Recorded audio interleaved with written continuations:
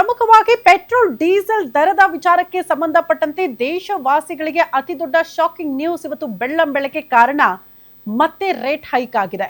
ಇವತ್ತು ರಾಜ್ಯದಲ್ಲೂ ಕೂಡ ಅಷ್ಟೇ ಜನ ಮನೆ ಬಿಟ್ಟು ಆಚೆ ಬಂದಾಗ ಪೆಟ್ರೋಲ್ ಬಂಕ್ಗಳಲ್ಲಿ ನಾವು ಜನರನ್ನ ನೋಡಿದಾಗ ಆತಂಕ ವ್ಯಕ್ತಪಡಿಸಿದ್ರು. ಮತ್ತೆ ರೇಟ್ ಹೈಕ್ ಆಗಿದೆಯಲ್ಲ, ಹೇಗೆ ಹೀಗಾದ್ರೆ ಅಂತ.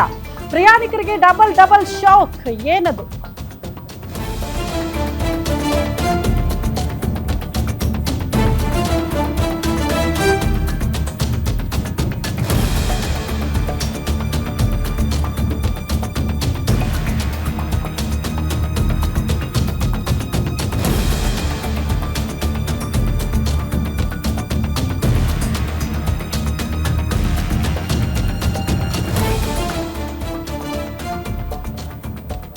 ಪ್ರಯಾಣಿಕರಿಗೆ ಡಬಲ್ ಶಾಕ್ ಎದುರಾಗ್ತಾ ಇದೆ. ಏನದು ಆ ಕುರಿತ ಡೀಟೇಲ್ಸ್ ಇದು. ಬಸ್ ಬಂದ್ ಆತಂಕ ಒಂದ್ ಕಡೆ, ಇದರ ನಡುವೆ ತೈಲ ಬೆಲೆ ಕೂಡ ಏರಿಕೆ ಆಗ್ಬಿಟ್ಟಿದೆ. ಇವತ್ತು ಜನಸಾಮಾನ್ಯರಿಗೆ ಡಬಲ್ ಶಾಕ್. ಪೆಟ್ರೋಲ್ ಡೀಸೆಲ್ ದರದಲ್ಲಿ ಮತ್ತೆ ಏರಿಕೆ ಆಗಿದ್ದು ಜನಸಾಮಾನ್ಯರು ಆತಂಕ ಹೊರಹಾಕ್ತಿದ್ದಾರೆ. ಪೆಟ್ರೋಲ್ ಡೀಸೆಲ್ ದರದಲ್ಲಿ 90 ಪೈಸೆ ಮತ್ತೆ ಹೆಚ್ಚಳ ಆಗಿದೆ. 4 ದಿನದ ಅಂತರದಲ್ಲಿ 4 ದಿನದಲ್ಲಿ ಎರಡನೇ ಬಾರಿಗೆ ಪೆಟ್ರೋಲ್ ಡೀಸೆಲ್ ದರ ಏರಿಕೆ ಆಗಿರೋದು. ಕಳೆದ ವಾರವಷ್ಟೇ ಪೆಟ್ರೋಲ್ ಬೆಲೆಯಲ್ಲಿ 3 ರೂಪಾಯಿ ಹೆಚ್ಚಳ ಆಗಿತ್ತು. 4 ದಿನದ ಅಂತರದಲ್ಲಿ ಮತ್ತೆ 90 ಪೈಸೆ ಹೆಚ್ಚಳ ಆಗಿದೆ. ಸಾರ್ವಜನಿಕರ ಜೇಬಿಗೆ ಮತ್ತಷ್ಟು ಕತ್ತರಿ ಬೀಳ್ತಾ ಇದೆ.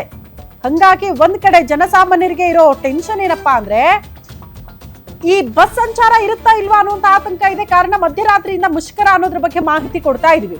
ಅಲ್ಲರಿ, ಸ್ವಂತ ಗಾಡಿ ಬಿಟ್ಟು ಓಡಾಡಕ್ಕೆ ಪ್ರಧಾನಿ ನರೇಂದ್ರ ಮೋದಿ ಅವರೇ ಕರೆ ಕೊಟ್ರು. ಬಟ್ ನಮ್ಮ ರಾಜ್ಯದಲ್ಲಿ ಬಸ್ಗಳ ಓಡಾಟ ಇರುತ್ತಾ ಇಲ್ವಾ ಅನ್ನೋದ್ರ ಬಗ್ಗೆ ಕ್ಲಾರಿಟಿ ಇಲ್ವಲ್ಲ ಅಂತ ಜನ ಕೇಳ್ತಿದ್ದಾರೆ. ಹೋಗ್ಲಿ, ಒಂದೆರಡು ದಿನ ಅಡ್ಜಸ್ಟ್ ಮಾಡ್ಕೊಂಡು ಸ್ವಂತ ವಾಹನದಲ್ಲಿ ಹೋಗೋಣ ಅಂದ್ರೆ ಪೆಟ್ರೋಲ್ ಡೀಸೆಲ್ ದರದಲ್ಲೂ ಕೂಡ ಹೆಚ್ಚಳ ಆಗಿರೋದ್ರಿಂದ ಜನ ಹೆಚ್ಚುವರಿ ದುಡ್ಡು ಕೊಟ್ಟು ಓಡಾಡಬೇಕಾದಂತಹ ಅನಿವಾರ್ಯ ಪರಿಸ್ಥಿತಿ ಇದೆ.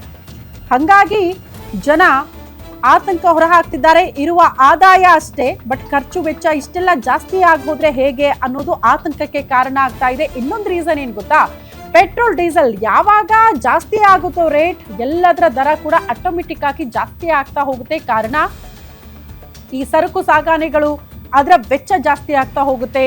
ಹಂಗಾಗಿ ಅದರ ಇಂಪ್ಯಾಕ್ಟ್ ಹೆಂಗಿರುತ್ತೆ ಅಂದ್ರೆ ಮಾರ್ಕೆಟ್ಗಳ ಮೇಲೆ ಆಗುತ್ತೆ. ಮಾರ್ಕೆಟ್ಗಳಲ್ಲಿ ನೀವೇನೇ ತಗೊಳಕ್ ಹೋದ್ರೂ ಕೂಡ ಅದರ ರೇಟ್ ಸ್ವಲ್ಪ ಜಾಸ್ತಿ ಕೊಟ್ಟೆ ಏನ್ ಮಾಡೋದು, ನಮಗೆ ಬಂದು ತಲುಪೋದೇ ಹೆಚ್ಚಿನ ರೇಟಲ್ಲಿ, ನೀವು ಅದನ್ನ ಕೊಡ್ಲೇಬೇಕು ಅಂತ ಜನಸಾಮಾನ್ಯರಿಗೆ ಹೇಳ್ತಾರೆ.